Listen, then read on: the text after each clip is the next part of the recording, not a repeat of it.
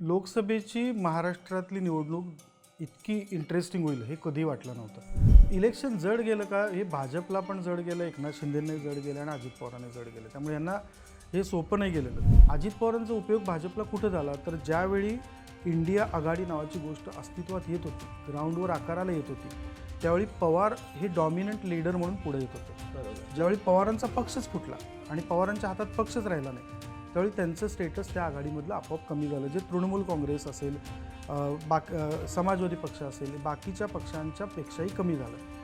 ते साधं अपेक्षा भाजपची त्यांच्याकडनं होती ती त्यांनी पूर्ण केलेली आहे. राजू शेट्टी स्वतःच्या ट्रॅपमध्ये फसत गेले. ओके.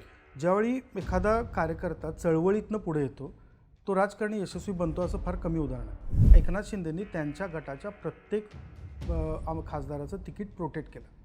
जे अजित पवारांनी फार तशा मार्गाला काही पडले नाहीत, नवीन द्यायच्या तर मार्गाला पडलेच नाहीत. 30-40 वर्षापूर्वी एखाद्या मराठा कुटुंबाकडं त्यावेळी असलेली 10 एकर शेती आज आली काही गुंठ्यांवर, आणि ती पण धड चालवायला माझ्याकडं फायनान्शियल कंडिशन नाही, त्यात निसर्ग नाही. मग मला आरक्षण मिळत असेल तर मी त्यांच्या मागे जातो. मोदींसाठी मतदान करायला एक वर्ग येणार, तो सपोर्ट करणार, पण भाजपनं जो सातत्यानं मधल्या काळामध्ये जोडलेला वर्ग आहे तो ह्या मधल्या सगळ्या घडामोडींमुळे अस्वस्थ आहे, त्याला नाही पटलेल्या या गोष्टी.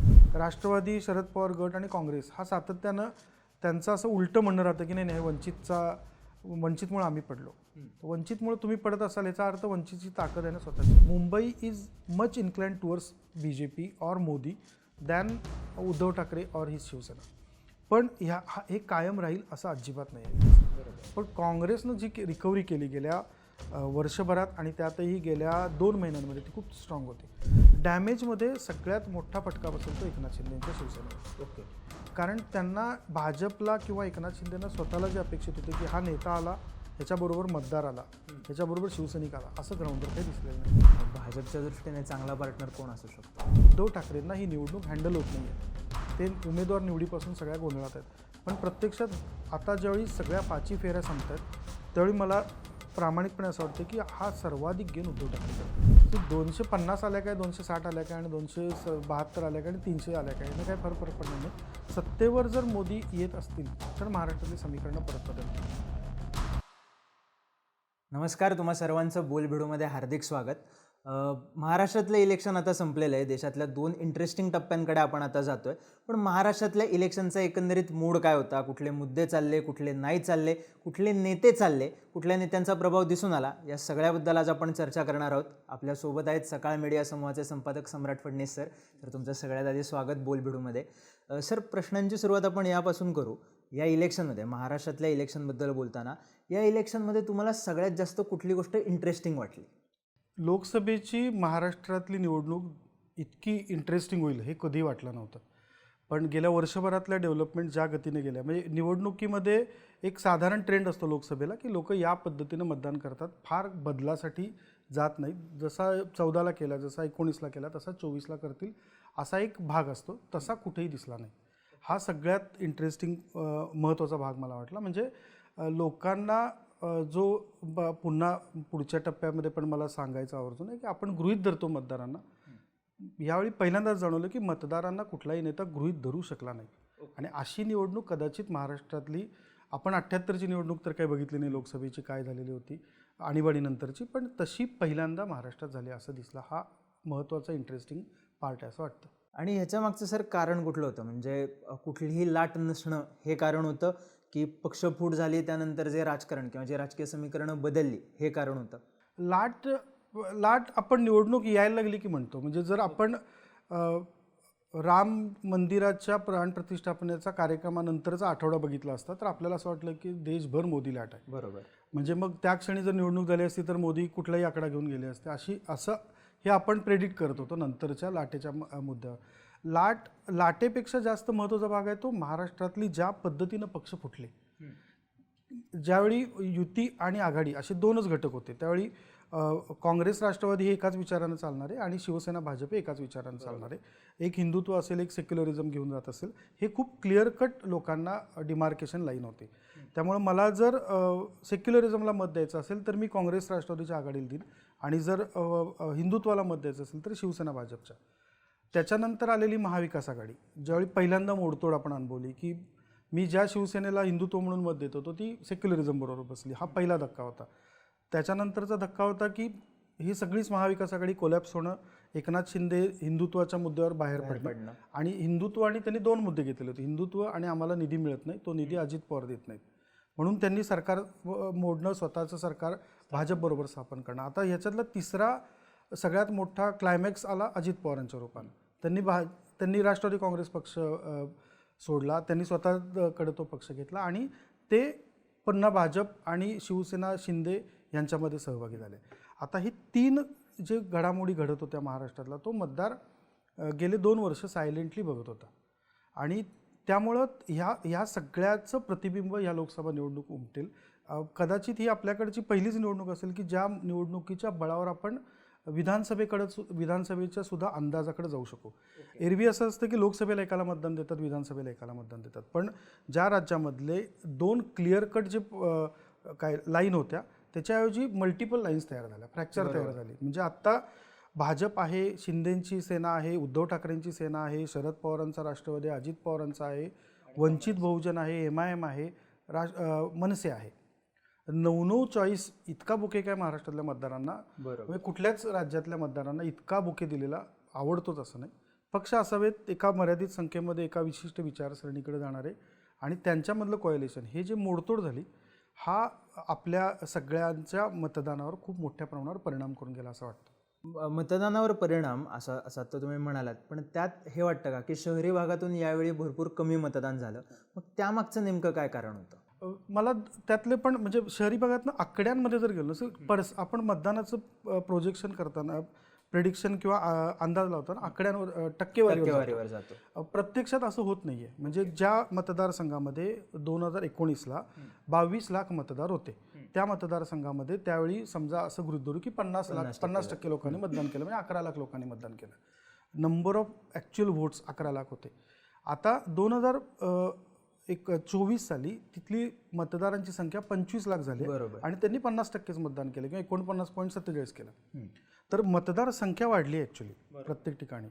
आणि शहरामध्ये फार क्रांतिकारक बदल व्हावा असं नाही आहे. आपलं राजकारण अशा दिशेनं आपण नेलेलं आहे जिथं आपल्यापैकी अनेकांना महापालिकेतही कधी जावं लागत नाही, ऑनलाईन किंवा ऑफलाईन कुठेही टॅक्स पे केला की मला जावं लागत नाही. अशा परिस्थितीमध्ये मी खासदारांकडे कशाला जाऊ? त्यामुळं तो जो दुरावा आहे तो कायम आहे आपल्यामध्ये. शहरातलं मतदान काही आजच कमी झालं असंही नाही, अपवादात्मक वेळी शहरांमध्ये मतदान वाढतं.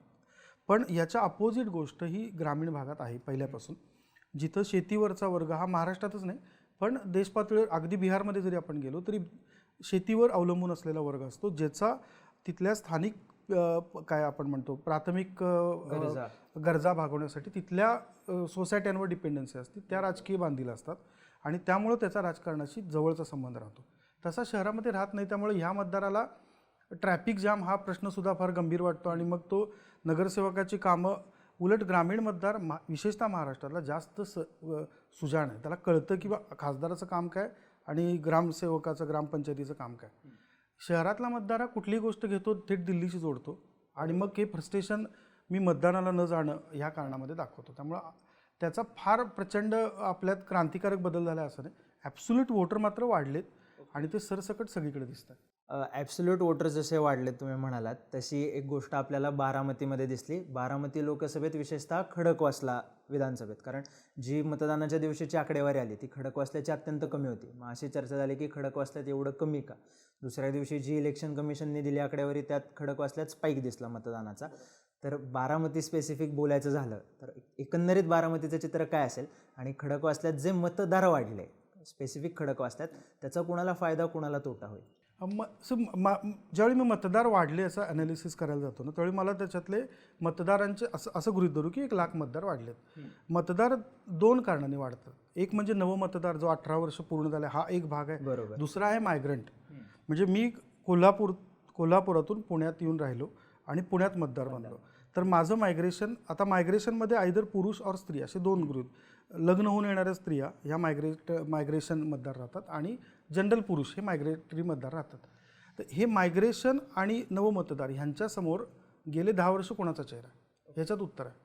याच्यात कुठल्या पद्धतीनं भाजपनं किती डीपमध्ये प्रचार यंत्रणा राबवली, त्यामुळं आपण ज्या मतदाराला इग्नोर करतो, वाढलेला टक्का एकच गृहीत धरतो की नवमतदार वाढले. तर सगळीकडे काही नवमतदार एवढी जन्माला आलेली नाहीत की प्रत्येकानं 18 वर्ष पूर्ण होऊन मतदार व्हावं. मायग्रेटरी मतदार आणि नवमतदार हे ज्या कारणाने ज्या मोटिवेशननं मतदान करतात. मायग्रेशन झालेला माणूस नव्या संधी मिळाल्या म्हणून नव्या शहरात आला. आता त्याला संधी उपलब्ध करून दे, तो पॅटर्न त्यांचा फिक्स असतो. म्हणजे देशभरात कुठेही तुम्ही स्टॅटिस्टिकली गेलात तर तो पॅटर्न फिक्स असतो. त्यानं त्याच्या आधीच्या गावामध्ये जिथं मतदान जसं केलं तसंच तो रिपीट करायची शक्यता जास्त असते. अशा वेळी तो इथं येऊन वेगळाच मी निर्णय घेईन आणि माझ्या मूळ जन्मगावी वेगळा निर्णय घेईन असं होत नाही. त्यामुळे हा वाढलेला मतदार स्वाभाविकपणे आत्तापर्यंतचा ट्रेंड असा दाखवतो की सत्ताधारी जो असतो त्याच्याकडे झुकतो, ज्या सत्तेवर आहे. त्यात फार बदल आत्ताही होईल असं काही वाटत नाही मला. ओके, तरी त्याच प्रश्नाला जोडून विचारतो की बारामती स्पेसिफिक काय वाटतं? बारामती सगळ्यात अवघड अनप्रेडिक्टेबल मतदारसंघ बनला. त्याचं कारण क्लिअर आहे. म्हणजे अगदी आत्तापर्यंत पवारांनी बारामतीमध्ये म्हणजे ते सांगतात 55-60 वर्ष पवारांची राजकीय कारकीर्द.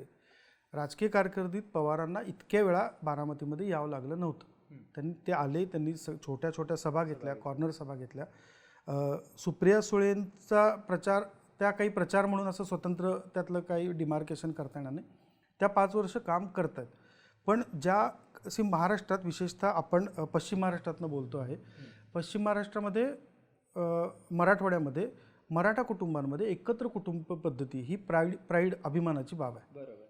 ज्यावेळी त्या घरामध्येच फूट पडती त्यावेळी लोकांना, म्हणजे ज्यांना काय असंतुष्ट आत्मे असतात त्यांना ते बरं वाटू शकतं की फूट पडली, चांगलं भाग आहे, छोटं झालं घर. पण समाज म्हणून ते ॲक्सेप्ट होतंच असं नाही. ओके, ते एक बॅक ऑफ द माइंड खतखत राहते की हे घर होतं मोठं, हे घरात फूट पडली. हे फुटीचं वातावरण तिथं सगळीकडे जाणवत राहिलं. मला एक सतत वाटत राहिलं यामधल्या काळामध्ये की आपण एक गोष्ट मोजू शकत नाही, जी सिंपथी. आत्ता असं कोणच पश्चिम महाराष्ट्रात किंवा बारामतीमध्ये नाही आहे की जो असं म्हणेल की नाही पवारांबद्दल काहीही सिंपथी नव्हती, अजित पवारांच्याच बाजूनं सगळे होते, असं कोणीही म्हणायचं धाडस खुद्द अजित पवार करतील का अशी मला शंका वाटते. पवारांबद्दल सहानुभूती होती का? होती. ही सहानुभूती मोजता येत नाही, पण ती सहानुभूती जमिनीवर सगळीकडे दिसत होती. ती बारामतीत, इंदापुरासारख्या ठिकाणी जिथं सगळे पवार विरोधक एकत्र आहेत, नेते म्हटलेले, दौंडसारख्या ठिकाणी जिथं सगळे नेते म्हटलेले पवार विरोधक एकत्र आहेत, तरीसुद्धा पवारांबद्दल सहानुभूती असलेला मोठा वर्ग होता. हा वर्ग मतदानामध्ये ज्यावेळी सुप्रिया सुळेंच्या बाजूनं येईल प्रत्यक्ष मतदानामध्ये, आणि तो काही सगळा अर्बन इलीट क्लासमधला 21व्या मधला राहणारा नाही आहे, तो जमिनीवर शेतीतला आहे. तो ज्यावेळी येईल त्यावेळी सुप्रिया सुळेंना सगळ्यात मोठा बेनिफिट दिसेल. हे डिमार्केशन आपल्याकडे आखलं कुठं जातं? खडकवासल्याच्या विशेषतः पश्चिम भागामध्ये, जिथं शहरीकरण मोठ्या प्रमाणात, सोसायट्या, तिथं क्लिअर कट आहे. जेवढा मजला वाढत जाईल तेवढा फक्त व्हॉट्सॲप हाच माझ्या दृष्टीनं माहितीचा सोर्स राहतो. मग तिथं जो प्रचाराचा भाग येतो तो केला जातो. त्यामुळं एकत्र कुटुंब पद्धती, शरद पवार ह्या व्यक्तीबद्दल निर्माण झालेली सहानुभूती आणि सुप्रिया सुळेंचं रीच, त्यामुळे मला तिथं in favour of Supriya Sule हे जास्त मतदान झालं असं अंदाज म्हणून बांधणं वाटतं.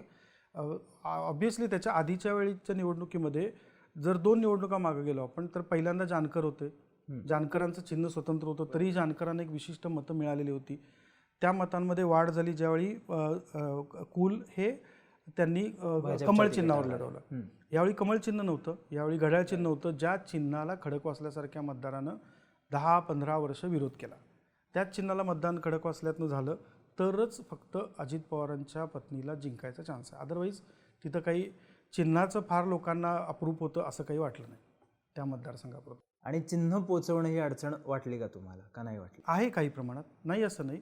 आपण ते खूप गृहीत धरतो की चिन्ह सगळीकडे सरसकट पोचलेली आहेत, पण एका बाजूला चिन्हाची अडचण नाही असं ज्यावेळी खडकवासल्यासारख्या भागात आपण म्हणतो त्यावेळी शिरूरच्या दुर्गम भागाकडे आपण जर गेलो, म्हणजे अगदी भीमाशंकरचा पट्टा, मतदार 1500च असतील, पण त्यांना घड्याळ कळालं आहे का, घड्याळाचं रूपांतर बदललं आहे घड्याळ हे कळालं का, त्यांनी मागच्या वेळी येऊन अमोल कोल्हेंना मत दिलं असेल, बरोबर, यावेळी ती घड्याळालाच देतील तर ते मत अमोल कोल्हेंना जाणार नाही आहे.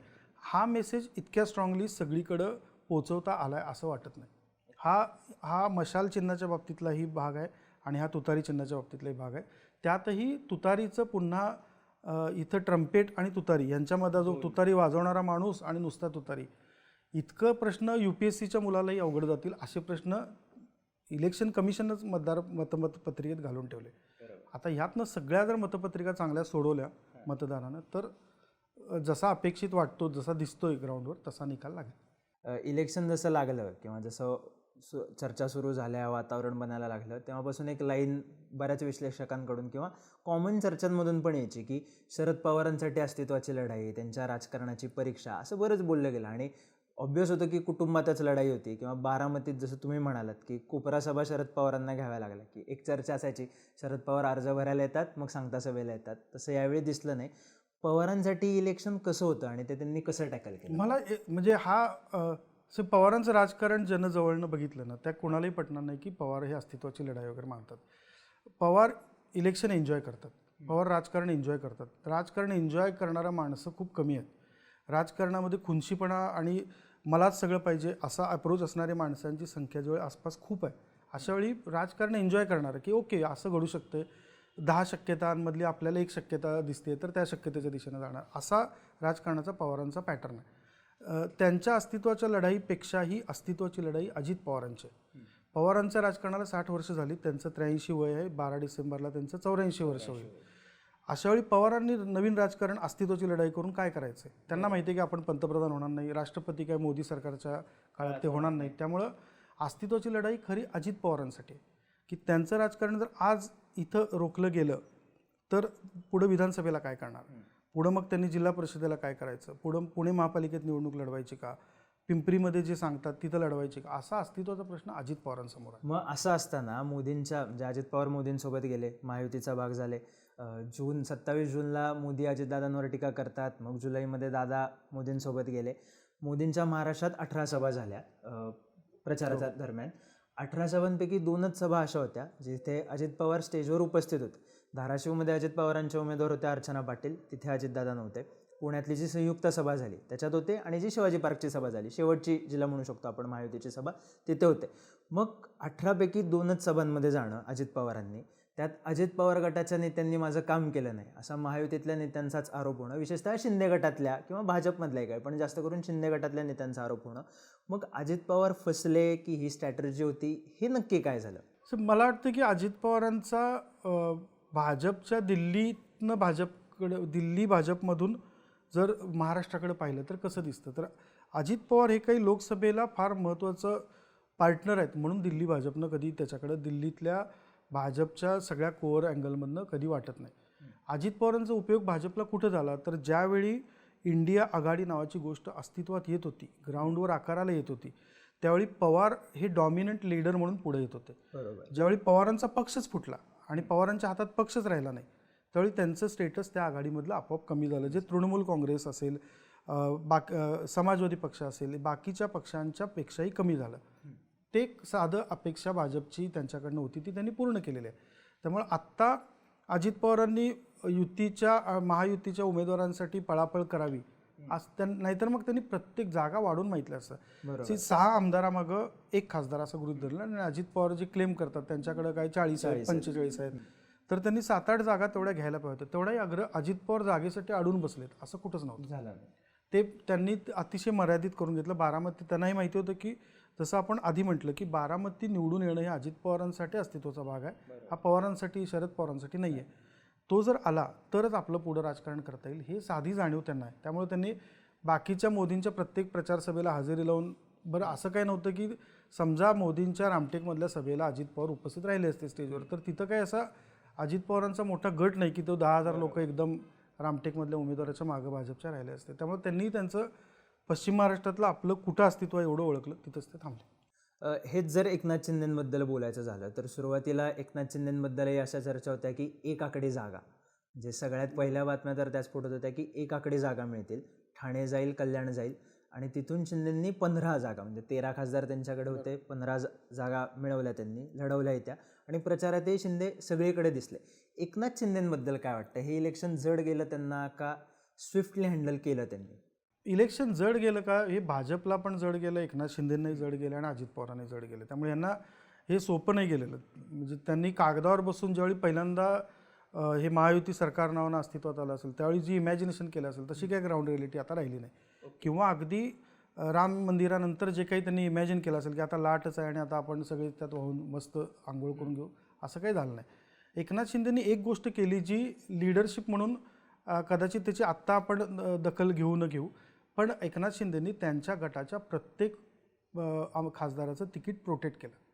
जे अजित पवारांनी फार तशा मार्गाला काही पडले नाहीत, नवीन द्यायच्या तर मार्गाला पडलेच नाहीत, पण ते तिकीट प्रोटेक्ट केलं त्यांनी अगदी जिथं त्यांना माहिती आहे की आपल्या उमेदवाराचा कामाबद्दल आक्षेप घेतला जातोय, तो निगेटिव्हमध्ये दिसतोय, सर्वे वगैरे हे सोडून देऊ, फार सायंटिफिक भाषा झाली, ग्राउंडवर एक जाता तर फील येतं की हा आमदार खासदार बरा आहे, हा वाईट आहे, याचं काम चांगलं आहे, याचं काम चांगलं नाही आहे, असं येत असताना सुद्धा त्यांनी एकेका जागेसाठी म्हणून घासाघीस केली, स्वतःकडे त्या जागा राखल्या आणि स्वतःबरोबर आलेल्या प्रत्येक खासदाराला तिकीट दिलं. त्यामुळे त्याचा त्यांना त्यात त्यांची शक्ती खर्च झाली. परिणामी आज झालं की ज्यावेळी निवडणूक समोर आली लढवायची त्यावेळी ते त्यांचं ऑलरेडी या घासाघीस करून ते दमलेले होते. त्यांनी त्यांच्या ताकदीनं प्रचार केला का केला, पण त्यांचा प्रचार हा पूर्ण मर्यादित होता. गद्दार या शब्दाला उत्तर देणं, खोके या शब्दाला उत्तर देणं, जे गेले 2 वर्षांहून अधिक काळ त्याच नॅरेटिव्हमध्ये ते अडकून पडलेत. त्याच्यानंतर सरकारनं काय केलं, आम्ही इथं काय केलं 2 वर्षात, हे मांडण्यासाठी तेवढी ताकद त्यांनी वापरलेली नाही, आजही वापरलेली नाही ती. म्हणजे त्यांनी स्वतःलाच मर्यादित करून ठेवली की आपण या आमदारांना खासदारांना निवडून आणणे आपलंच काम आहे, हे आपल्याबरोबर आले आहेत, आपण निवडून आणलंच पाहिजे. त्या खासदारांची पण ती जबाबदारी आहे ना की त्यांनी तेवढं कष्ट करून तिकीट मिळवण्यासाठी म्हणण्यापेक्षा तिथं ग्राउंडवर प्रचार करायला. तसं काही दिसलं नाही त्यांचं. ते वळल्यानंतर एकनाथ शिंदे आले तरच आपण निवडून येऊ, नाहीतर येणार नाही. मग तसंच काहीसं कोल्हापूर हातकणंगलेमध्ये दिसलं का? कारण 2 दिवस तर शिंदे तिथेच होते. मंडलिकांच्या तिकिटाला विरोध झाला होता, धैर्यशील मानेंच्या तिकिटाला विरोध झाला होता. मग एकनाथ शिंदेंनी एवढं लक्ष का घातलं कोल्हापूर हातकणंगलेच्या जागेत? त्याचं कारण ही लोक त्यांच्याबरोबर खासदार ज्यावेळी फिरले, ज्यावेळी पक्ष पूर्ण बाजूला केला आणि स्वतःचा पक्ष म्हणून शिवसेनेवर दावा ठोकला, त्यावेळी ठाकरेंना सोडून जे आले त्या लोकांना ना चॉईस आहे कायम, जे परत जाण्याचा. आणि जो म्हणजे आपण ते राजकीय शब्द टाळू, पण जो पक्ष फोडून आलेला आहे एकनाथ शिंदेबरोबर त्या प्रत्येकाला चॉईस आहे. शिंदेंना चॉईस कुठं आहे? त्यामुळे ह्यांना रोखलं नाही तर हे आज माझ्याकडे आलं नाही तर आज राजीनाम्यातून दुसरीकडे तिकीट घेऊ शकतात. मग हेच गवळी आणि हेमंत पाटलांसोबत का नाही झालं? कारण त्यांनी कॉम्प्रोमाइजेस केलेली आहेत. त्यांनी तिथं गवळी आज नाही निवडून, गवळी 3-4 वेळा त्यांनी इलेक्शन लढवलेले आहे, अँटी इन्कम्बन्सीच आहे. पण हे जे माझ्या बरोबर आहेत, आता आपण हातकणंगले कोल्हापूरचं उदाहरण घेतलं, तिथं दोन्ही ठिकाणी खासदारांबद्दल अँटी इन्कम्बन्सी का 100% आहे. पण all men are equal but some are more equal than the others. तसं भावना गवळी हेमंत पाटील यांच्यापेक्षा Hatkanangale Kolhapur is more equal to Shinde than other. हा साधा त्यांचा फॉर्म्युला होता. ते जास्त ऐकण्यातले त्यांनी त्यांचं ऐकलं. हातकणंगलेबद्दल जर बोलायचं झालं तर एक बेसिक म्हणजे पुण्यातला मतदार म्हणून एक प्रश्न पडतो की तिथे वाटत होतं राजू शेट्टी उद्धव ठाकरेंसोबत जातील, महाविकास आघाडीत जातील, तसं झालं नाही. मग ठाकरे गट तरी त्यांना बाहेरून सपोर्ट करेल, तसं झालं नाही. धैर्यशील मानेंना तिकीट मिळणार नाही असं वाटलं होतं, तसंही झालं नाही. हातकणंगलेत एकूण काय झालं म्हणजे? मी ज्यावेळी तिथं फिरल्यानंतर मला जाणवलेला किंवा ऐकू येत असलेला भाग असा होता, अंतर्गत तिथल्या राजकारणामध्ये 2019ची निवडणूक ही जातीवर गेली. जी जायला नको पाहिजे होती. राजू शेट्टी हा काही शेतकऱ्यांचा प्रतिनिधी आहे आणि त्या भागामध्ये ज्यांनी राजकारण पाहिले किंवा तिथं मी राहिलेलो आहे, मला म्हणजे माझा भाग आहे, तर एक खात्रीनं सांगू शकतो की जे साखर कारखानदार 15-18 वर्षापूर्वी सभासदांना उभं करून घेत नव्हते दारात, ते आज त्यांना मतदार मानतात. आणि हे मोठं यश त्या माणसाचं होतं, त्याच्या संघटनेचं. राजू शेट्टी स्वतःच्या ट्रॅपमध्ये फसत गेले. ज्यावेळी एखादा कार्यकर्ता चळवळीतनं पुढे येतो तो राजकारणी यशस्वी बनतो असं फार कमी उदाहरण आहे. आता राजू शेट्टींचं झालं की यशस्वी राजकारणी बनायचं असेल तर ज्या तडजोडी लागतात त्या करता येत नाहीत, कारण त्या केल्या तर माझा चळवळीचा बेस तुटतोय आणि जर त्या केल्या नाहीत तर मी निवडून यायचे गणितांमध्ये बसत नाही आहे. या ट्रॅपमध्ये राजू शेट्टी पूर्ण अडकले. आत्ताच्या पिरियडमध्ये म्हणजे मी IQ माहिती अशी होती, ते त्यांनी व्हेरीफाय कधी केली नाही, पण त्यांना त्यांचा पक्षाचं चिन्ह सोडा आणि आमच्या पक्षाचं चिन्ह घ्या ही अट होती. कोल्हापुरात ऑलरेडी काँग्रेसनं स्वतःची जागा सॅक्रिफाईस केलेली होती आणि उद्धव ठाकरेंनी सॅक्रिफाईस केलेली होती. अशा वेळी उद्धव ठाकरे हातकणंगलेची जागा सॅक्रिफाईस करतील असं अजिबात घडलं नसतं. त्यांनी तिथं उमेदवार दिलाच असता, कारण इकडचं जागा सॅक्रिफाईस करून कोल्हापूरची शाहू महाराजांना दिल्यानंतर यांच्यासमोर जे एकदम शिवसैनिकांमधल्या जो नाराजी तयार झाली होती त्याचे 2 बळी गेले. एक राजू शेट्टी बळी म्हणजे किमान आत्ता तिकिटाच्या पातळीवरचे, आणि दुसरा चंद्रहारचा केस घडली ती विशाल पाटीलचे. या दोन्ही ठिकाणी कोल्हापूरचा निर्णयाचा फटका त्यांना या 2 ठिकाणी कॉम्प्रोमाइजेस करून भरून काढावा लागला. अदरवाईज राजू शेट्टी हे जास्त चांगलं आव्हान देऊ शकले असते शिंदे, महायुती, मोदी या सगळ्या फॅक्टरना, पण ते घडलं नाही तिथल्या राजकारणातनं. आणि मग सत्यजित पाटील सरोडकर हा त्यांचा शिवसैनिक म्हणून पुढे आला. आणि जे ऑलरेडी 2दा खासदार आहे त्यांचं घराणं बाबासाहेब पाटील सरोडकर आमदार होते, ह्या आमदारकीच्या बळावर सत्यजित पाटील पुढे आले. आणि मग ते राजकारण बाकीच्यांना सोयीचं आहे. विनय कोरेंना ते सोयीचं आहे, ते तिथल्या बाकीच्या अगदी जयंत पाटलांच्या मतदारसंघापर्यंत जातं, तिथं सोयीचं आहे. त्यामुळे तो आवाडेंना सोयीचं आहे. म्हणजे सगळ्यांचा सोयीचा उमेदवार त्यांना मिळाला, त्यांनी ते तसा ॲक्सेप्ट केला असं दिसतं आता.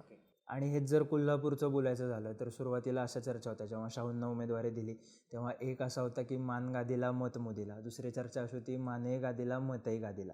त्या शेवटपर्यंत चालल्या असं कानावर पडत राहिलं जे ग्राउंड रिपोर्ट्स केले त्यावरून. पण जेव्हा तिथे योगींची सभा झाली किंवा धार्मिक मुद्दे तिथे चर्चेत आले तेव्हा परत धार्मिक ध्रुवीकरणाचा मुद्दा चर्चेत आला की धर्माच्या आधारावर, हिंदुत्वाच्या आधारावर मतदान होईल का. तर तसं खरंच घडलं का कोल्हापुरात की किंवा काय कोल्हापूरचा सिटीबद्दल म्हणजे कोल्हापूर शहराबद्दल महापालिका हद्दीत 2 मतदारसंघ येतात, उत्तर दक्षिण. तर ह्या दोन्ही ठिकाणी एक पुरोगामी म्हणून आपण एक खूप मोठं त्याच्याभोवती चित्र आहे. ते त्याला मला कायम असं वाटतं की त्या शहराचा नागरिक म्हणून ते चित्र टू सम एक्सटेंट ट्रू आहे, पण ते it's not 100% true. Okay. Otherwise ज्यावेळी भारतामध्ये हिंदुत्वाच्या अत्यंत कट्टर लाटा होत्या, कडक म्हणजे आत्तापेक्षा जास्त कट्टर हिंदुत्वाच्या लाटा होत्या, त्यावेळी त्या शहरानं काँग्रेसला निवडून दिलं असतं, नाही दिलेलं, त्यांनी शिवसेनेला निवडून दिले. 1989 ते आत्तापर्यंतच्या पिरियडमध्ये 2 वेळा अपवादात्मक तिथं काँग्रेस निवडून आली, अदरवाईज शिवसेना निवडून आली. ठाकरेंच्या गांधी मैदानातल्या सभा ठाकरे सोडलं तर इतर कोणाला पूर्ण मैदान भरवता यायचं नाही. आणि आत्ता जे गाड्या भरून आणावं लागतं तसं कोणाला गाड्या भरून आणावं लागल्या नव्हत्या, लोक व्हॉलेंटरी यायची. त्यामुळं त्या शहरामध्ये पहिल्यापासून हा एक वर्ग आहे जो हिंदुत्वाच्या बाजूने झुकलेला आहे. त्याला हे उत्तर भारतीय हिंदुत्व मान्य नाही, तो ठाकरेंच्या पद्धतीच्या हिंदुत्वाचा आहे. म्हणजे जे ठाकरे उदाहरण द्यायचे सातत्यानं की साबीर शेखही माझा आहे आणि तरीही मी मुसलमानांना विरोध करू शकतो जे देशद्रोही आहेत, हा नॅरेटिव्ह त्या भागात चालणार आहे. त्याला आत्ताच्या गेल्या 7-8 वर्षांमध्ये त्याला उत्तर भारतीय हिंदुत्वाच्या पद्धतीनं भाजपनं रंगवण्याचा प्रयत्न केला. ऑब्व्हियसली त्यांनी पक्ष म्हणून त्या पद्धतीनं जायचा विचार केला, पण त्यांना तसा रिस्पॉन्स मिळालेला नाही. त्यांनी त्यांचा वोटर बेस वाढवला, पण तो इतका मोठा वाढवलेला नाही की त्या शहरावर पूर्ण एकछत्री अंमल भाजपचा यावा. त्यामुळे तिथं ज्यावेळी हा विचार आला की मतदार आपण कुणाला उमेदवारी द्यायची, त्यावेळी महाविकास आघाडी म्हणून या 3 पक्षांनी मिळून शरद पवारांनी त्या तिघांच्या वतीनं म्हणून शाहू महाराजांना विनंती केली आणि ती त्यांनी ॲक्सेप्ट केली. पण चिन्ह निवडायचं स्वातंत्र्य शाहू महाराजांना होतं. ओके. त्यांनी मशाल चिन्ह न निवडता त्यांनी हाच चिन्ह निवडलं, कारण त्यांनाही माहिती आहे की या शहराला परत कुठल्या रस्त्यावर आणायचं. तो त्यांचा क्लिअर कट अँगल होता. नाहीतर त्यांनी हिंदुत्वाचाच मार्ग, शिवसेनेच्या एका काळच्या हिंदुत्वाचा मार्ग निवडला असता, जो त्यांनी निवडला नाही. जसं मग धार्मिक मुद्दा होता धर्माच्या आधारावर किंवा हिंदुत्वाच्या आधारावर, तसा कोल्हापुरात एक गट तटाचा मुद्दा कायम चर्चेत असतो. म्हणजे यावेळी असं दिसलं की बूथवर मुश्रीफांचे आणि घाटगेंचे कार्यकर्ते एकत्र आहेत. मुन्ना महाडिक वर्सेस बंटी पाटील ते तर होतंच. मग त्यात अशी एक चर्चा झाली की भाजपने काम केलं नाही, ह्यांचं सदाशिवराव मंडलिकांचं काम केलं नाही भाजपने. तर त्याबद्दल काय वाटतं, खरंच असं झालं का की महाडिकांच्या घरात इलेक्शनच्या वेळेसच लग्न येतं, मुश्रीफांचा जो पट्टा समजला जातो कागल, तिथं शाहू महाराजांना लीड मिळाल्याची चर्चा होते. तर हे गट तटाचं गणित कसं लागलं तिथं आहे? कागलमध्ये तर खूप आहे. कागलमध्ये मंडलिक, मुश्रीफ आणि गाडगे हे तर परंपरागत आहेत. तिथं काही फार प्रॉब्लेम म्हणजे तिथल्या शाहू महाराज या व्यक्तीभोवती असं काही नाही आहे की ज्याला विरोध करावा. बरं, त्यांनी निवडलेला पक्ष त्यांचा चॉईस आहे, त्यामुळे असं नाही आहे की त्यांनी काही आता ते परंपरागत तो एका पॉलिटिकल सिच्युएशनला त्यांनी स्वतःहून निवडलेला ऑप्शन आहे.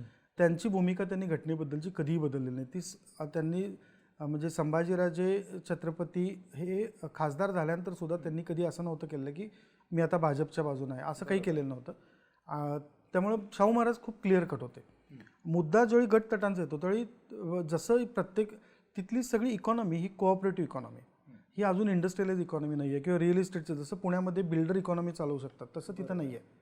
4 उद्योगपती आले आणि त्यांनी, त्यामुळं तिथं स्थानिक कोऑपरेटिव्ह सोसायट्यांवर असलेलं वर्चस्व हे परंपरागत ज्यांच्याकडे आहे असे काँग्रेस आणि आता राष्ट्रवादीमध्ये गेल्या 25 वर्षात असलेले लोक यांच्याकडेच आहे.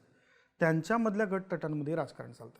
म्हणजे मुश्रीफांनी जरी ठरवलं की मी सगळं बदलायचं आणि मी अमुक एकाला निवडून, लोक मुश्रीफांना निवडून द्यायला पुढाकार घेतील. पण मुश्रीफांनी सांगितलं म्हणून ह्याला निवडून दे असं नाही आहे. हे ऐकायची त्यांची मानसिकता पण नसती. म्हणजे चंदगडसारख्या भागामध्ये जर गेलो आपण तर तिथंपर्यंत भाजप पोचला का? 100% पोचला. पण भाजप अजून कोऑपरेटिव्हमध्ये पोचला का? जिथं मतदार ॲक्च्युली इकॉनॉमिकली जोडलेला आहे, त्याच्या रोजच्या व्यवहारात जोडलेला आहे, तिथं नाही पोचलेला. त्यामुळे हे गटतटाचं राजकारण तिथं एकमेकांच्या विरोधात वापरलं गेलं का? 100% वापरलं गेलं. हे आरोप सगळीकडेच होतात. हे काही फक्त कोल्हापुरात होतच नाही की भाजपवाले म्हणतात आमचं काम केलं नाही, शिवसेनावाले म्हणतात आमचं काम केलं नाही. हा सगळीकडचं झालं बघा. अगदी अजित पवार सुद्धा म्हटलेच ना की एक काय चंद्रकांत दादांनी ते असं बोलायला नको पाहिजे. अजित पवार 2 दिवस आधी बोलले असते तर किती खडकवासल्यामधली लोक भाजपची मतदानाला गेली असते? गेलीच नसते. त्यामुळे पोस्ट निवडणूक पॉलिटिकल लिडरनी एकमेकांना आता ग्रिल करणं हे मला असं वाटतं की विधानसभेचा अंदाज घ्यायला सुरुवात केली लोकसभेचा निकाल लागायच्या आधी. आता मतदारसंघांचाच विषय चालू आहे आणि गादीचा विषय निघाला म्हणून साताऱ्याबद्दल बोलू. साताऱ्यात उदयन महाराजांना एकतर तिकीट मिळायला वेळ लागला, त्यानंतर शेवटच्या टप्प्यात इलेक्शन, मग अजित पवारांचं येणं असेल, शरद पवारांनी वातावरण निर्मिती करणं असेल, पण तरी साताऱ्याबद्दल जसे एकतर्फी अंदाज लावले जातात दरवेळी, म्हणजे गेल्यावेळी पावसातल्या सभेनं वातावरण बदललं पोटनिवडणुकीला, तसं यावेळी होत नाही. यावेळी अशा चर्चा का होतात की घासून होते की त्याबद्दलचं ऑब्झर्वेशन? उत्तर साताऱ्याचे 2 भाग पडतात, उत्तर सातारा, दक्षिण सातारा. दक्षिण सातारा हा जेवढा तिथं असलेला वर्ग हा एक शशिकांत शिंदेच्या अंडर डॉमिनन्स आहे. ह्यात काही नाकारण्यासारखं त्यातला भाग नाही. जसा कोल्हापूरकडे जातो आपण, त्या दिशेला जातो, तसा तो वर्ग परंपरागत राजघराण्याची जास्त जवळचा. तो उदयनराजेंचा कॉन्टॅक्टमधला जास्त वर्ग आहे, तिथले लीडर जास्त आहेत. त्यामुळं जे क्लिअर कट मधी लाईन आखली जाते ना, ती लाईन आखणं अवघड गेलं यावेळी. आणि त्यातही अजित पवार फॅक्टर होते की जे एकमेकांबद्दल कधी चांगलं बोलत नाहीत असे लीडर एकत्र आले. पण ते महाराष्ट्रभर सगळ्या गल्लीबोळात घडले. त्यामुळे साताऱ्याला तो फार मोठा धक्का असं नव्हतं. उदयनराजेंना तिकीट द्यायला झालेला उशीर ह्यामुळं ह्या चर्चांना जास्त वाव मिळाला, जो कदाचित आधी मिळाला नसता. जर पहिल्याच टप्प्यात त्यांचं तिकीट डिक्लेअर झालं असतं तर उदयनराजे जास्त ऑनेस्ट, जास्त काय कॉन्फिडेंटली पुढे गेले असते. त्यांनाही शेवटपर्यंत त्यांच्या कार्यकर्त्यांनी राहील ना का आपल्याला काय होणार आहे, येणार आहेत का नाहीत. बरं, त्यांच्याकडे फार मोठं उमेदवार शिल्लक होते असंही नव्हतं. बरोबर. अजित पवारांनी नंतर अशा वेळी एंट्री केली ज्यावेळी अपरिहार्यताच झालेली होती की आता जर काही केलं नाही अजित पवारांनी येऊन तर इट्स अ क्लिअर की मी नाही त्यांच्याबरोबर राहणार, इतकं सांगण्यासारखं होतं. त्यावेळी अजित पवारांनी एंट्री करून खासदारकीचं आश्वासन देणं, ज्यावेळी अजून कुणाला पुढचं काही माहीत नाही, राज्यसभेवर निवडून येण्यासाठी एक विशिष्ट संख्येनं आमदार लागतात, ते निवडून येतील का नाही माहीत नाही, तरी पण पुढचं आश्वासन दिलं. तिथं अजित पवारांच्या बरोबर खूप इंटरेस्टिंग पार्ट होता तो पृथ्वीराज चव्हाणांसारख्या लोकांचा, ज्यांचं निवडणुकीच्या रिंगणात नाव होतं पण त्यांनी बॅकएंडला राहून सपोर्ट केला. पाटणसारख्या ठिकाणी जिथं खूप वर्चस्व हे गाजवू शकतात उदयनराजे, तिथं काँग्रेस डेंट आणू शकते उदयनराजेंना, आणि ते काम पृथ्वीराज चव्हाणांनी केलेलं होतं. असा तिथला परिस्थिती आहे. आणि आता जर मुद्द्यांबद्दल बोलायचं झालं सर, तर एक चर्चा होती की मराठवाड्यात मराठा आरक्षणाचा किंवा जरांगे फॅक्टर मराठवाड्यात चालेल. पश्चिम महाराष्ट्रात पुणे जिल्ह्याला लागून असलेला जो भाग बघितला आपण, तर तिथे चर्चा होती शरद पवारांची सहानुभूती वरती. उत्तर महाराष्ट्रात शेतीचे प्रश्न होते जे मोदींच्या सभेतून दिसून पण आले. तर मराठवाड्यात कुठला फॅक्टर तुम्हाला वाटतंय की जो चालला? तो जरांगे फॅक्टर होता, शेतीचा प्रश्न होता, की स्थानिक मुद्दे किंवा केंद्रीय मुद्द्यांची गोष्ट होती सगळी? आपण जरांगेंचं आंदोलन फक्त जातीच्या दृष्टिकोनातून बघतो. मला असं वाटतं की ते त्याच्या खाली पहिलं जायला पाहिजे. निराशा कशातनं आलेली जरांगेंच्या बरोबर एवढे जर लाखोच्या संख्येने, हे काय पेड कार्यकर्ते नव्हते ना. आत्ता प्रत्येक पॉलिटिकल लीडरला आत्ता कळालं ना की 1000 लोक आणायची तर किती खर्च करावा लागतो. आणि जरांगेंना लाख लोक येत होती. कुठनं येत होती ती लोक? ते काय खर्च करून येत नव्हती. ती ज्या भावनेनं येत होती ती भावना शेतीशी संबंधित आहे, ती नोकरीशी संबंधित आहे. गेल्या काही म्हणजे शेतीच्या अगदी डीपमध्ये आपण जायला नको प्रश्नामध्ये, पण वर जरी आपण बघितलं तरी छोटे झालेले जमिनीचे तुकडे, दुष्काळ, त्या भागामधलं सिंचनाची अवस्था कधीच चांगली नाही. जालन्यातला काही पार्ट वगळता दुष्काळ सगळा भाग आहे, तरीही 6 वेळा दानवे निवडून येतात. फार मोठं ते कर्तृत्व असेल त्यांचं. पण विशिष्ट भागामध्येच बेटं तयार झालेली आहेत विकासाची, आणि बाकी सरसकट मराठवाडा मागास आहे जिथं पाणी पोचलेलं नाही. असा मतदार, असा शेतकरी हा जरांगेंच्या पाठीशी उभं राहतो. तो जरांगे फक्त मराठा ही एकच आपण लाईन धरतो, त्याच्या खाली ज्या लाईन आहेत, शिक्षण आहे, मग हे का मिळत नाही? कारण आमची शेती चांगली नाही आहे. मग मूळ प्रश्नाला आपण हात घालत नाही. मग जरांगेंना टीका करायला खूप सोपं जातं की म्हणजे जरांगेंवर की ते मराठा कार्ड खेळतात. पण ते शेतीचं कार्ड आहे हे कोणाला सोयीचं नाही.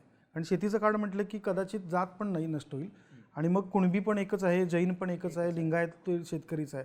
असं काय नाही की त्या भागामधला सर्वाधिक मराठा शेतकरी आहे जो काही पिचलेला आहे, गेले 20-25 वर्षाच्या सगळ्या इकॉनॉमिक डिस्ट्रेसनं नाडला गेला आहे. तो शेतकरी त्यांच्या मागं उभा राहतो.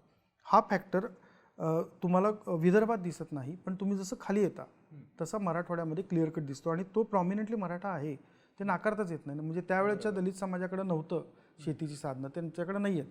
म्हणजे एक काय 30-40 वर्षापूर्वी एखाद्या मराठा कुटुंबाकडं त्यावेळी असलेली 10 एकर शेती आज आली आहे काही गुंठ्यांवर, आणि ती पण धड चालवायला माझ्याकडं फायनान्शियल कंडिशन नाही, त्यात निसर्ग नाही आहे. मग मला आरक्षण मिळत असेल तर मी त्यांच्या मागे जाऊ, आणि त्यातून तो उभं राहतो. तो फॅक्टर अतिशय स्पष्टपणानं दिसतो, जो पश्चिम महाराष्ट्रात दिसत नाही, जो उत्तर महाराष्ट्रात दिसत नाही, विदर्भात दिसत नाही.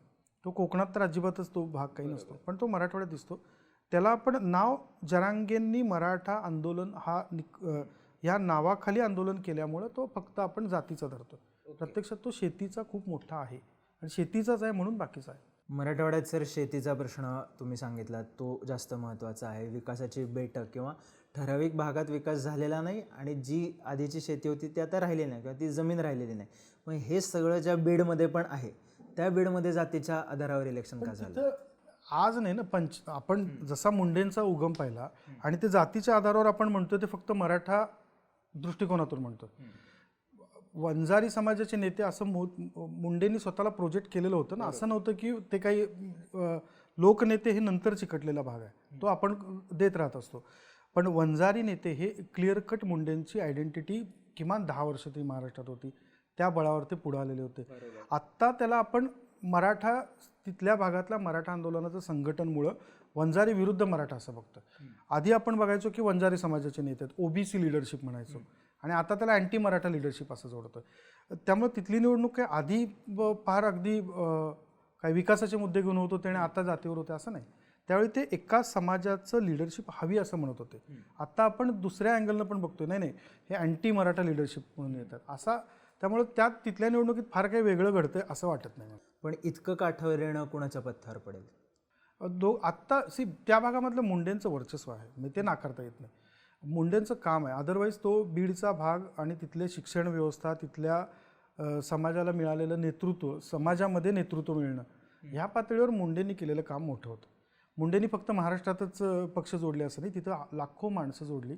भगवानगडासारख्या ठिकाणी ज्यावेळी वंजारी समाज एकत्र येतो तिथं मुंडेंचं एक मोठं स्वतःचं नाव होतं, लिडरशिप होती. मुंडेंच्या आधी असा लीडर त्या समाजाला मिळालेला नव्हता. त्यामुळे तिथं त्यांना मानणारा खूप मोठा वंजारी समाज आहे.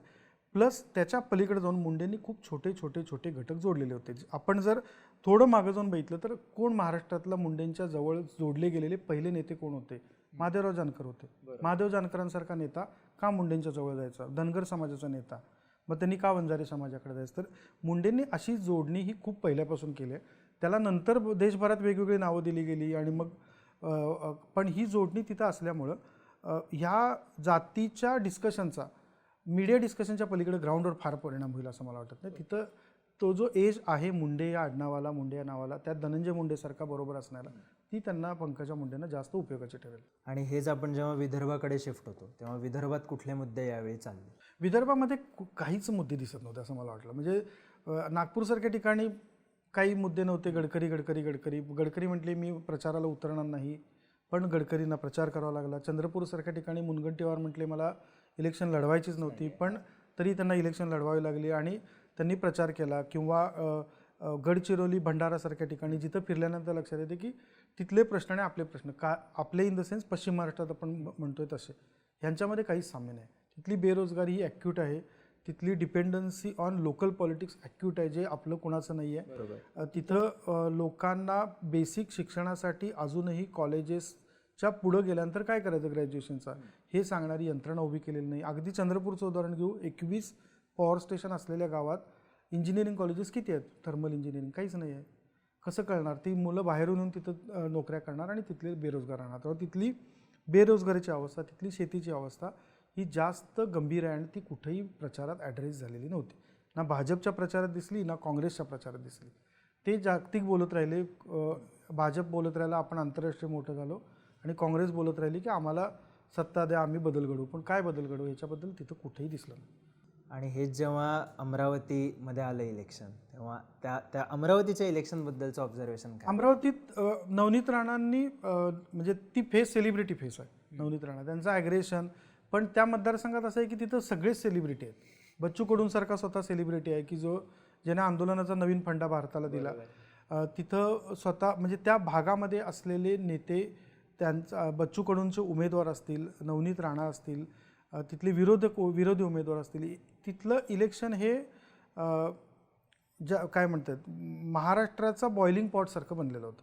हे जेवढे पक्ष फुटी वगैरे झाले, आपण बारामतीची चर्चा खूप केली, पण नवनीत राणांनाही शेवटच्या क्षणीच उमेदवार मिळाले आणि त्यांना कुठं आधी मिळालेली होती. पण ज्या फास्टली त्यांनी रिकवर केलं, त्या फास्टली बाकीचे उशिरा उमेदवार मिळालेले कोण रिकवर नव्हते करत. त्यांनी मिळो तिकीट न मिळो माझा प्रचार सुरू राहील या पद्धतीने सुरू केलं होतं. त्यांच्यावर पक्षाचं बॅगेज फार नव्हतं. बच्चू कडूंनी तिथं जो शेवटी डेंट केला खूप मोठ्या प्रमाणावर विरोध करून, तो डेंट त्यांना सगळ्यात मोठा अडचणीचा ठरणार आहे. भाजपचं तिथलं फार मोठं समर्थन राहणार नाही असंही नव्हतं, कारण राणा 5 वर्षापूर्वी काय आपल्याकडनं कुठं निवडून आलं होतं, आपल्या विरोधातच निवडून आलं होता, हा भाग होता. त्यामुळे तिथल्या इलेक्शनमध्ये जेवढा अविश्वास एकमेकांबद्दल होता तेवढा बाकीच्या ठिकाणी स्वाभाविक आहे. म्हणजे पक्षच फुटल्यामुळं तिथं पक्ष न फुटताही अविश्वास होता, तो जाणवणारा भाग होता त्या भागातल्या इलेक्शनचा. आणि हेच आपण जेव्हा उत्तर महाराष्ट्राकडे शिफ्ट होतो, तर तेव्हा अचानक खडसेंची एंट्री होणं भाजपमध्ये, तर ती एंट्री पण काठावर असणं. गिरीश महाजनांचं होतं की त्यांनी 14 आणि 19 एक हाती उत्तर महाराष्ट्र ओढून दिला होता. पण यावेळी जशी पक्षांतर होणं अपेक्षित होतं भाजपमध्ये तशी झाली नाही. उलट जळगावमध्ये तिकडे गेले, उन्मेष पाटील तिकडे गेले, ठाकरे गटाकडे गेले. तर उत्तर महाराष्ट्रातलं एकंदरीत चित्र काय वाटतं? आणि उत्तर महाराष्ट्रात एक मुद्दा जसा पक्षफुटीचा होता, तसा तो नंदुरबार किंवा धुळ्यात अँटी इन्कम्बन्सीचा होता. थोडंसं आपण खाली आलो तर दिंडोरीत मोदींची सभाच कांद्याच्या मुद्द्यावर गाजली. तर हे एवढे मुद्दे असताना नेमकं मतदारांमध्ये कन्फ्युजन होतं, तर तिथे काय सिच्युएशन तयार झाली? आपण वरून सुरू करू नंदुरबारपासून. नंदुरबारमध्ये ज्या पद्धतीनं सोनिया गांधींना काय 20 वर्षापूर्वी जसा रिस्पॉन्स सभांना मिळायचा, तेवढा रिस्पॉन्स आत्ता प्रियांका गांधीला मिळाला का? हिना गावित कुटुंबानं ज्या पद्धतीनं लोकसभा, विधानसभा, जिल्हा परिषद, बँका इथं वर्चस्व ठेवायचा प्रयत्न केला, हे लोकांना पक्ष म्हणून पण आवडत नाही. व्यक्तिनिष्ठता तर म्हणजे आता भाजप बोलत नाही, खूप चांगलं आहे की घराणेशाही वगैरे मुद्द्यावर, पण किती टोकाची असावी, तर सगळीकडेच भाजप गावित पाहिजेत, याला विरोध होतो.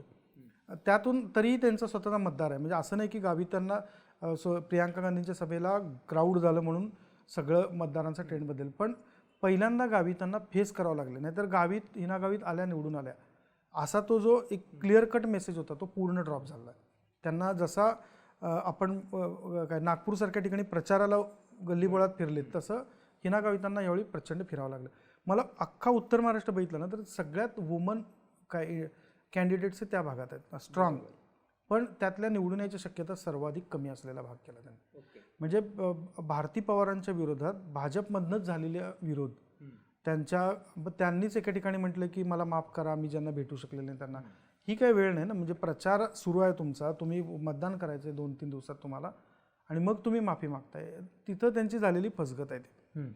खडसेंचा फार प्रचंड प्रभाव आता शिल्लक राहिला आहे. भाजपला माहिती आहे की तो काय नाही, तो जर खरंच प्रभाव असता तर पवारांनी कदाचित थांबवलं पण असतं की थांबा म्हणून. बरोबर. त्यांनी तो पण काही फार थांबवलं नव्हतं. त्यामुळे खडसेंचा ॲज सच 14 सारखा प्रभाव काही आत्ता ग्राउंडवर नाही आहे. ज्या काही आत्ता रक्षा खडसेंच्या पातळीवर झालं आहे काम किंवा त्यांच्या प्रचाराची दिशा एवढंच आहे. नाशिकमध्ये भुजबळांची भूमिका इंटरेस्टिंग होती की ते नेमकं काय करतील. भुजबळांनी माघार घेतली, नाराजी व्यक्त करत राहिले, पण भुजबळांना सभांना आवर्जून बोलवलं गेलं असं दिसलं नाही. हा जो मराठवाड्यात तर विशेषतः भुजबळ आले नाहीत, कारण तो मराठा विरुद्ध ओबीसी हा संघर्ष टाळण्याचा प्रकार होता, जो भुजबळांनाही कळाला की हळूहळू कळत जाईल की फक्त जातीच्या आधारावर आपण जर विभागणी करत गेलो तर आपल्याला मर्यादा पण येत आहेत आणि आपल्या राजकारणाला मर्यादा येत आहेत आणि आपल्या बरोबरच्या समर्थकांची संख्याही कमी होते. आत्ता अशीच परिस्थिती आहे की ओके, राष्ट्रवादीमध्ये भुजबळ जी भूमिका घेतात ती पक्ष म्हणून कुठं स्वीकारतात, अजित पवार कुठं स्वीकारतात, ती स्वीकारतच नाही आहेत. ते तसे एकटे पडलेले आहेत. हेमंत गोडसे ही सगळ्यात शेवटच्या क्षणी झालेली एंट्री, त्यामुळे त्यावरूनच कळते की इतका वेळ जर तिकीट द्यावं का न द्यावं ह्यात घालवत असतील तर त्या उमेदवाराचं भविष्य त्यांनीच फिक्स करून ठेवलेलं आहे. आणि कांद्याचा प्रश्न नेहमी चर्चा होते की 3 किंवा 4 मतदारसंघात डॅमेज होईल, जसं तो दिंडोरीमध्ये होईल, तो खाली नगरमध्येही काही प्रमाणात होईल, शिरूरमध्ये होईल म्हणतात. तर कांद्याचा प्रश्न खरंच किती जड जाईल? कांद्याचा प्रश्न सिरियस होता. उस्मानाबादमध्ये असताना कांद्याबद्दल शेतकरी काय बोलत होते, तर इम्पोर्ट एक्सपोर्ट आपल्याला असा समज राहतो की इम्पोर्ट एक्सपोर्ट पॉलिसी हा मुंबईतल्या 4 लोकांना फार इंटरेस्टचा विषय असं नाही आहे ना. शेतीमालाचा ज्यावेळी इम्पोर्ट संदर्भात सरकार काही निर्णय घेतं किंवा एक्सपोर्ट संदर्भात घेतं, तेव्हा त्याचा थेट परिणाम उस्मानाबाद जिल्ह्यातल्या अगदी 2-2.5 एकरवर कांदा लावणाऱ्या शेतकऱ्यावर होतं. ज्या पद्धतीनं कांद्याचा प्रश्न ऐन सभांच्या आधी, महाराष्ट्रातल्या सभांच्या आधी, विशेषतः उत्तर महाराष्ट्र आणि मराठवाड्यात सभांच्या आधी हाताळायचा प्रयत्न झाला केंद्र सरकारकडून, तो चुकीचाच होता. तो त्या तोंडावर आपटल्यामुळे त्यांनी पुन्हा बदल केला त्यात आणि खरी पॉलिसी आणली की ज्यावेळी कांदा बाहेर पाठवायला निर्यातीला परवानगी दिली. पण तोपर्यंत व्हायचं ते डॅमेज झालेलं होतं. त्यातून त्या शेतकऱ्यांचा मोठा रोष सरकारला या निवडणुकीमध्ये राज्य सरकारला आणि केंद्र सरकारला 100% दिसतोय की तो भोगावा लागेल. त्यात मला त्यांच्या भाजपच्या रणनीती म्हणून काय असं वाटतं की त्यांचा एक स्वतःचा सायलेंट वोटर असतो की जो कुठं बोलत नाही, काय नाही, तो जाऊन प्रामाणिकपणे मतदान करून तो त्यांना ह्या शेतकऱ्यांच्या विरोधापासून किती विजयापर्यंत नेऊन जातो हे अंतर आत्ता काही सापडत नाही, पण तो आहे वोटर तिथं. सायलेंट वोटरची चर्चा, भाजपच्या सायलेंट वोटरची चर्चा पुण्यात कायम होते. बरोबर. कसब्यात आहे, कोथरूडमध्ये आहे, पर्वतीत आहेत, एक 6 मतदारसंघात आमचा सायलेंट वोटर आहे अशी एक चर्चा असते.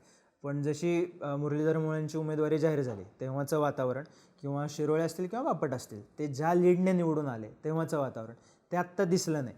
तर तुम्ही एकदम व्हिडिओच्या सुरुवातीला पण तुम्ही म्हणाला होतात की मतदारांना गृहीत धरणं जड जाईल, तर तशी कंडिशन पुण्यात वाटते का, विशेषतः भाजपबद्दल? सगळीकडे होती. भाजपची पुण्यातली पण सिच्युएशन अशी काही नव्हती की भाजप आता 3,34,000 मतं गिरीश बापटांना अधिकची मिळाली होती तिथल्या जोशींपेक्षा.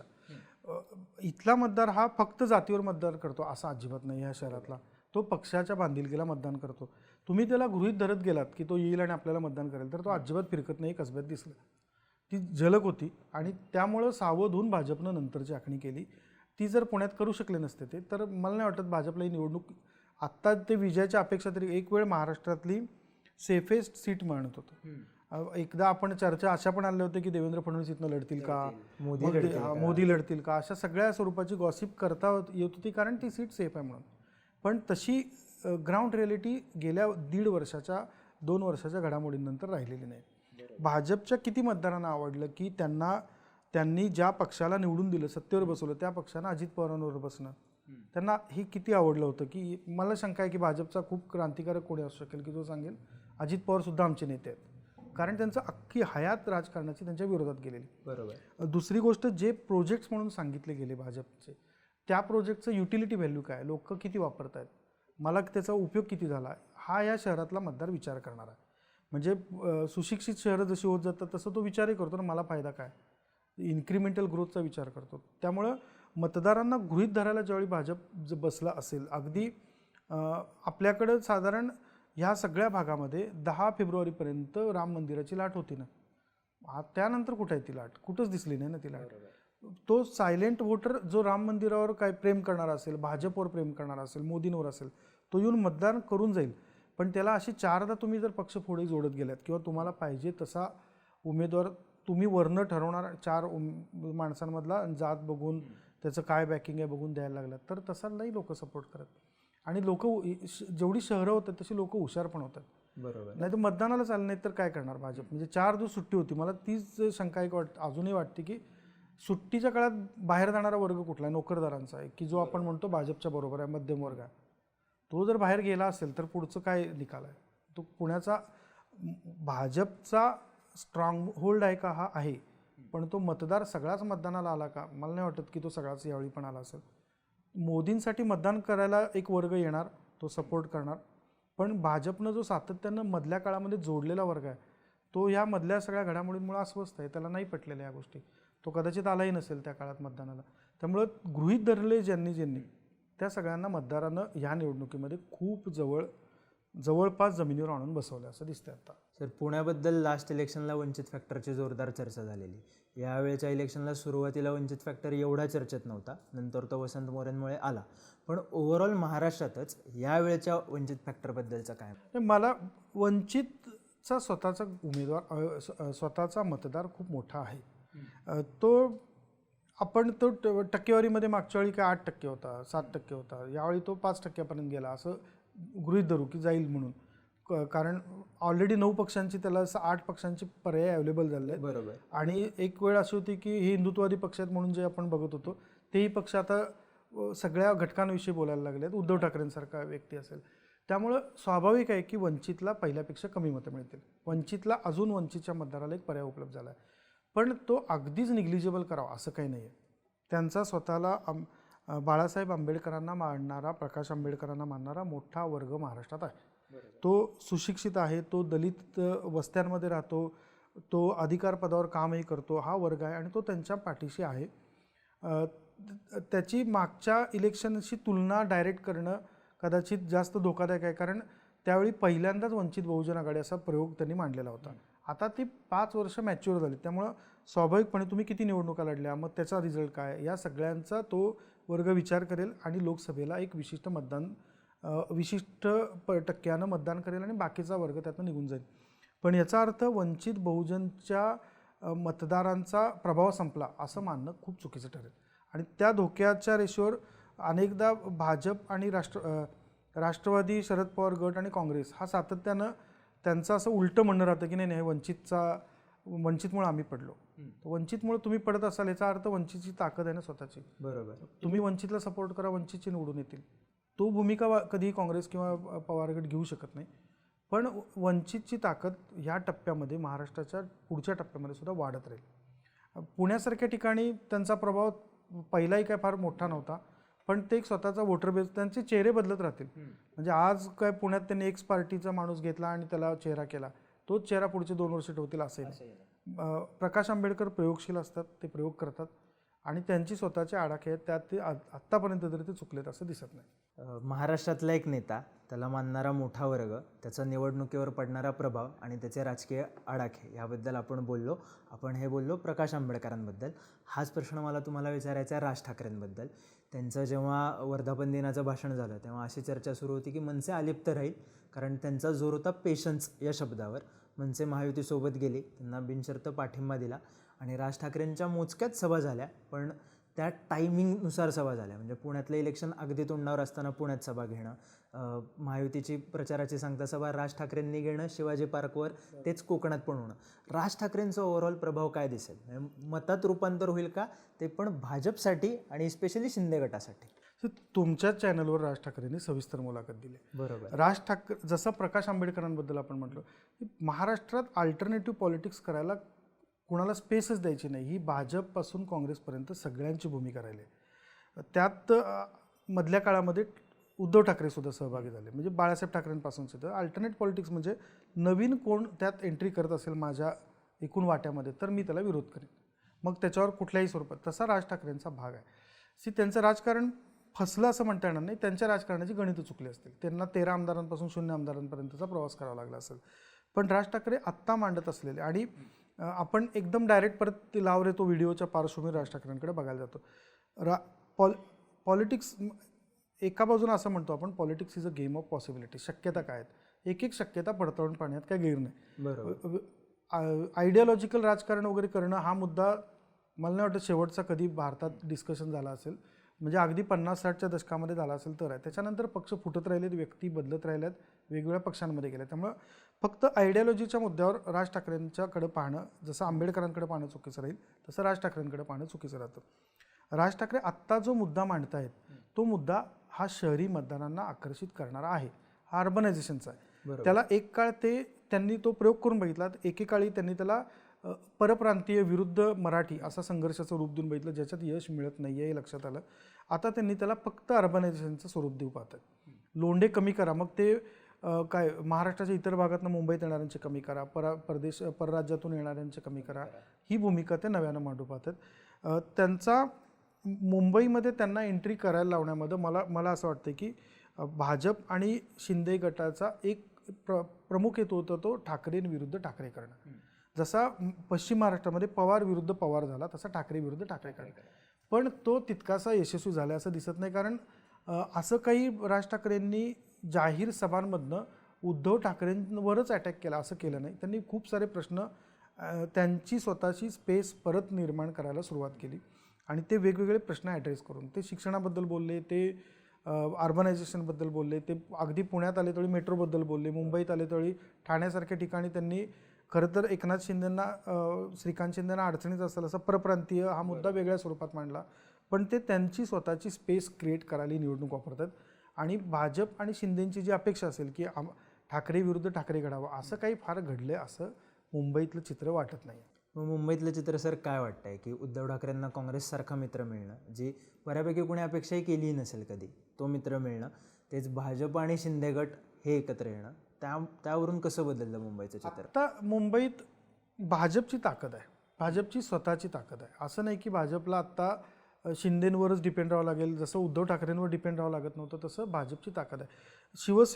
शिवसेनेची नवीन जी आता रचना म्हणजे उद्धव ठाकरेंच्या शिवसेनेची नवीन रचना आकाराला येते, त्यात त्यांच्याबरोबर शिवसैनिक आहे, मराठी माणूस आहे, प्लस त्यांना नव्यानं दलित आणि मुस्लिम हे ॲड होतात, जे आत्तापर्यंत शिवसेनेच्या बाबतीत खूप कमी घडलेलं होतं ते आता ॲड व्हायला सुरुवात झाली. त्यामुळं ह्या निवडणुकीपर्यंतचाच फक्त विचार केला तर मला असं वाटतं की Mumbai is much inclined towards BJP और मोदी दॅन उद्धव ठाकरे और हिज शिवसेना.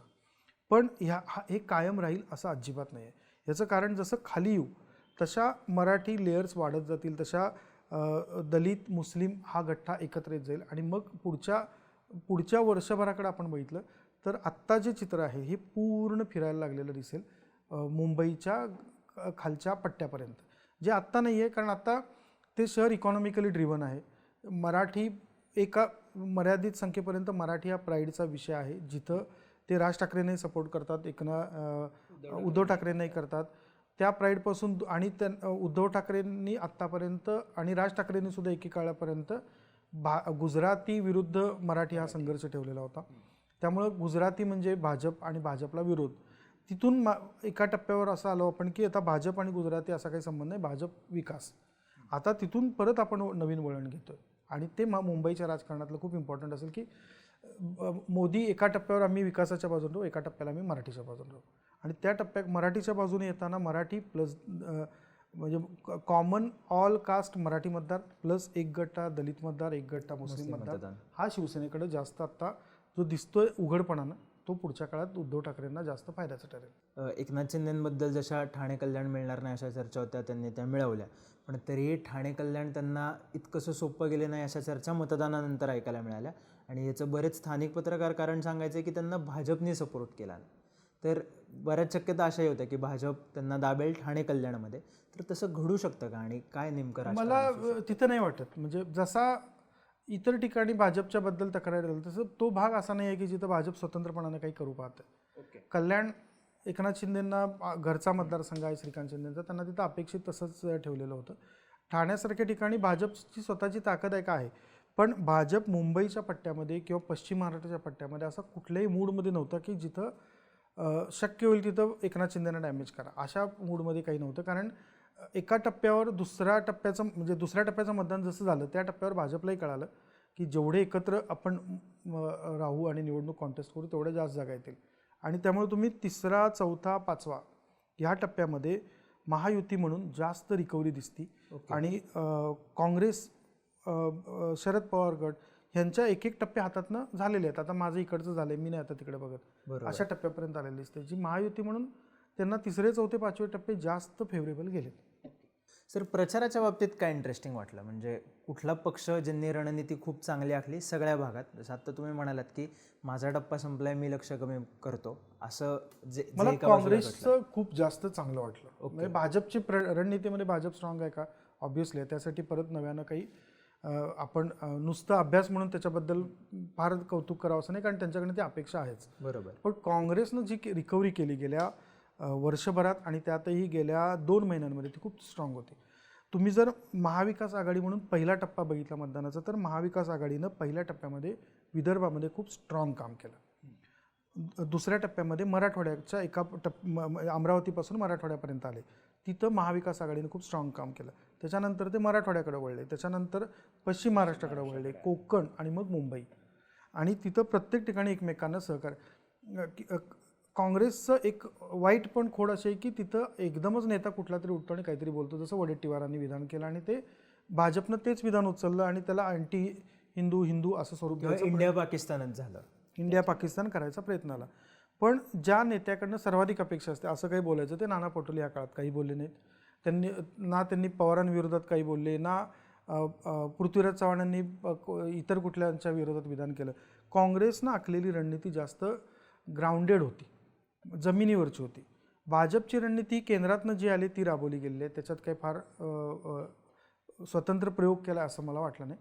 त्यामुळे त्यांना मिळणारा त्यांच्या मुळातच जागा एक आहेत, 1च्या 3 झाल्या तरी टेक्निकली ही 200% वाढ आहे. त्यामुळे त्यांना मिळणाऱ्या जागा वाढत राहतील आणि तो त्यांना धडा असेल की आपण खरंच एकत्र काम केलं तर आपण काय करू शकतो, नाहीतर आपलं रुटीन आहेच चाललेलं, इतर पक्षांमध्ये नेते जाऊ द्यायचे. अशोक चव्हाणांच्या भागात उदाहरण वसंत चव्हाणांनी टक्कर दिली. आत्ताच ग्राउंडचं मला आत्ताची परिस्थिती माहिती नाही, पण ज्या दिवशी वसंत चव्हाणांचा अर्ज दाखल झाला त्या दिवशी जर नांदेडमधलं चित्र बघितलं असतं तर अशोक चव्हाणांना सुद्धा धडकी भरली असती की एवढी गर्दी कुठे आली. आणि हे काही उत्स्फूर्त आलेली लोक होती त्या आसपासच्या गावातनं. त्याच्यानंतर मग काय रिकव्हरीच्या फेजमध्ये अशोक चव्हाणही गेले, त्यांनी डॅमेज कंट्रोल करायचा प्रयत्न केला. पण ह्या सगळ्यांमध्ये प्रचार म्हणून भाजपला सक्षमपणानं उत्तर देऊ शकेल असं फक्त काँग्रेसही सिद्ध झालं. आणि तेच म्हणजे जे काँग्रेसमुक्त भारत याच्यापेक्षा काँग्रेसच विरोधी असेल तर भाजपला जास्त चांगल्या पद्धतीने प्रचार करता येतो, हे पण या निवडणुकीतनं समोर आलं. सर, बऱ्यापैकी आपण सगळ्याच जागांबद्दल बोललो आत्ता, पण एक शेवटाकडे येताना 1-2-3 प्रश्न आहेत की ओव्हरऑल महाराष्ट्राचा कल काय वाटतं? मला तो आपण मागच्या निवडणुकीच्या कम्पेअर करू, फक्त मागच्या निवडणुकीच्या, म्हणजे महायुती म्हणून जे होतं 43-4-1 अशी परिस्थिती आहे. 42-1-1-4 आयडियली अशी महाराष्ट्रातली परिस्थिती. एक नवनीत राणा अपक्ष होत्या त्यावेळी, पण त्या भाजपमध्ये आल्या, त्यामुळे 43 धरू. 43च्या 43 टिकवणं महायुतीचा एकही नेता जाहीर किंवा खाजगी ते तशी कबुली देत नाही आता. त्यामुळे 43 जागा काय महायुतीच्या येत नाहीत. आता प्रश्न आहे तो डॅमेज किती होऊ शकतं आणि कुणाला त्याचा फायदा होऊ शकतो. डॅमेजमध्ये सगळ्यात मोठा फटका बसेल तो एकनाथ शिंदेच्या शिवसेनेला. ओके. कारण त्यांना भाजपला किंवा एकनाथ शिंदेना स्वतःला जे अपेक्षित होतं की हा नेता आला, ह्याच्याबरोबर मतदार आला, ह्याच्याबरोबर शिवसैनिक आला, असं ग्राउंडवर काही दिसलेलं नाही. दुसरं डॅमेज आहे ते ऑब्व्हियसली अजित पवारांना, पण त्यांनी काही फार खासदारकीवर कॉन्सन्ट्रेट केलं असं दिसत नाही. ह्या दोघांचा गेन आहे तो अगदी ज्यावेळी निवडणुकीला सुरुवात झाली आणि पहिल्या टप्प्यातल्या जागा वाटप होत होते त्यावेळी एक चित्र असं होतं की मला स्वतःला असं वाटलेलं होतं की उद्धव ठाकरेंना ही निवडणूक हँडल होत नाही आहे, ते उमेदवार निवडीपासून सगळ्या गोंधळात आहेत. पण प्रत्यक्षात आता ज्यावेळी सगळ्या 5 फेऱ्या संपत आहेत त्यावेळी मला प्रामाणिकपणे असं वाटतं की हा सर्वाधिक गेन उद्धव ठाकरे करतील आणि भाजपला होणारा डॅमेज उद्धव ठाकरेंकडनं 1 नंबर असेल. 2 नंबर स्वाभाविकपणे शिवसेना करेल, काँग्रेस करेल आणि मग 3 नंबर शरद पवार त्यांचं रिटेन करतील. त्यांचं जे काही नुकसान होऊ पाहत होतं ती रिटेन करतील. यातला डॅमेजच्या बाजूला 1 number damage Eknath Shinde, 2 number भाजपला स्वतःला डॅमेज करून घ्यावं लागेल आणि 3 नंबर अजित पवार, असंच परिस्थिती राहील. आणि आता 5व्या टप्प्यातलं जसं मतदान झालं तसं महायुतीतल्या किंवा शिंदेंच्या शिवसेनेतल्या नेत्यांच्या इंटरेस्टिंग प्रतिक्रिया आल्या. श्रीरंगप्पा वारणेंची प्रतिक्रिया आली की राष्ट्रवादीच्या नेत्यांनी माझं काम केलं नाही. गजानन कीर्तीकर जे मुलाच्या विरोधात प्रचार करत होते त्यांची इलेक्शननंतर अशी प्रतिक्रिया आली की महाविकास आघाडीला जास्त जागा मिळतील, मी अमोलसोबत टर्निंग पॉईंटला नव्हतो याची मला खंत आहे. तर लोकसभा झाल्यानंतरची समीकरणं कशी असतील ह्याबद्दल काय अंदाज? मला दिल्लीवर ठरेल ते. आत्ता असं कोण म्हणत नाही आहे की खूप गंभीरपणाने जे म्हणतात की मोदी सत्तेवरच येणार नाहीत. 250 आल्या काय, 260 आल्या काय आणि 272 आल्या काय आणि 300 आल्या काय, यांना काय फार फरक पडणार नाही. सत्तेवर जर मोदी येत असतील तर महाराष्ट्रातली समीकरणं परत बदलतील. त्यावेळी भाजपला परत विचार करावा लागेल की ह्या सगळं एकत्र करून आपण काय मिळवलं. बरोबर. म्हणजे जर एवढ्या जागा जाणारच होत्या तर मग त्या आधीच गेल्या असतं तरी चाललं असतं, नुसत्याच गेल्या असतं तरी आपलं किमान राहिलं असतं. त्यामुळं पूर्ण फेराखणी होईल यात कुठं शंका नाही. म्हणजे हे आत्ता जे काय 4 महायुती आणि महाविकास आघाडी असे 2 चित्र दिसत आहे ते तसं नाही राहणार. त्यातले घटक पक्ष इकडं तिकडं झालेले दिसतील. हे क्लिअर कट आहे. यात सुरुवात त्याची हे संकेत आहेत खरं तर मानता येतील की आत्ता निवडणूक झाल्यानंतर अजित पवारांनी चंद्रकांत पाटलांविषयी बोलणं, बारणेंनी बोलणं, ठाण्यामध्ये कीर्तीकर बोलणं ही त्याची सुरुवात आहे. पुढची दिशा त्यांनाही अंदाज येतोय की कारण असं कोणी म्हणत नाही की 43 जागा भाजपच्या आणि NDAच्या येतील आणि असं कोणी म्हणत नाही की भाजप आणि NDA मिळून 10 जागा मिळतील. त्यामुळे त्यांना सगळ्यांना दिसतंय की 25-24, 24-25 ह्याच्या आसपास दोघंही स्थिर राहतील. त्या केसमध्ये फेरआखणी करावी लागेल, भाजपला करावी लागेल, विशेषतः महाराष्ट्रासाठी. आणि तिथं भाजप स्वतःला चांगला पार्टनर निवडण्यासाठी ही रचना पूर्ण सोडून देईल. मग भाजपच्या दृष्टीने चांगला पार्टनर कोण असू शकतो? त्यांना ठरवावं लागेल ते, कारण त्यांना एवढं कळालं की मतदार कोणाच्या बाजूने आहेत हे कळेल तोपर्यंत. आणि त्यामुळे त्यांना त्यांच्या अंतर्गत राजकारणासाठी पार्टनर निवडायचा की राज्यातल्या सत्तेसाठी निवडायचा हा निर्णय घ्यावा लागेल. आणि तिथं त्यांचा कस लागेल असं आत्ताचं दिसतं. आणि हेच शेवटचाच प्रश्न की हेच जेव्हा आपण केंद्र सरकारबद्दल बोलतो तशी सुरुवात होती की अबकी बार 400 पार, तिथनं आता चर्चा अशा आल्यात की बहुमतात येईल किंवा किमान लीड असेल, जास्त बेरीज करावी लागणार नाही. तर त्याबद्दलचा एकंदरीत कल काय आहे? 400 पार ही फक्त घोषणा होती त्यांची. त्यांनाही माहिती आहे की 400 आणणं म्हणजे काय असतं. त्यामुळं त्यात काही फार गैर नव्हतं. ती घोषणा विरोधकांनी जास्त सिरियस घेतली.